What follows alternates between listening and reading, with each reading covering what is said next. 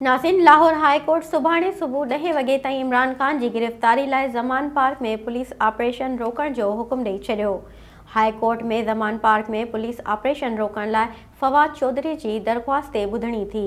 Advocate general Punjab शान गुल अदालत में पेश थियो। इमरान ख़ान जे वकील चयो त इमरान ख़ान जो दिफ़ा न पियो कयां, पर जेको ज़मान पार्क ॿाहिरां थी रहियो आहे उहो बुनियादी हक़नि जी भञकरी आहे, जंगी ज़ोन बणिजी चुको आहे। एडवोकेट जनरल चयो त इमरान ख़ान जो मामलो इस्लामाबाद हाई कोर्ट में ॿुधणी हेठि आहे। इहा दरख़्वास्त लाहौर हाई कोर्ट में ॿुधणी जोगी न आहे।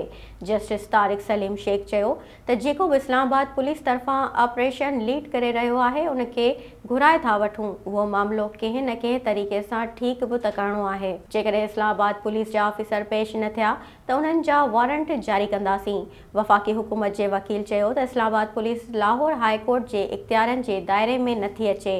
अदालत chief secretary Punjab, IG Punjab ऐं इस्लामाबाद पुलिस तरफ़ां ऑपरेशन जी सरबराही कंदड़ officer DIG operations Islamabad Shahzad Bukhari खे फौरी तौर पेश थियण जो हुकुम ॾिनो। वक़्फ़े खां पोइ IG पंजाब अदालत में पेश थियो त जस्टिस तारिक सलीम शेख खेसि चयो जेकॾहिं इस्लामाबाद हाई कोर्ट जे फ़ैसिले ताईं ऑपरेशन रोके छॾियूं त को एतिराज़ आहे। IG चयो, असां अदालत जे हर हुकुम ते अमल जा पाबंद आहियूं। लाहौर हाई कोर्ट सुभाणे सुबुह 10 वॻे ताईं पुलिस ऑपरेशन रोकण जो हुकुम ॾेई छॾियो।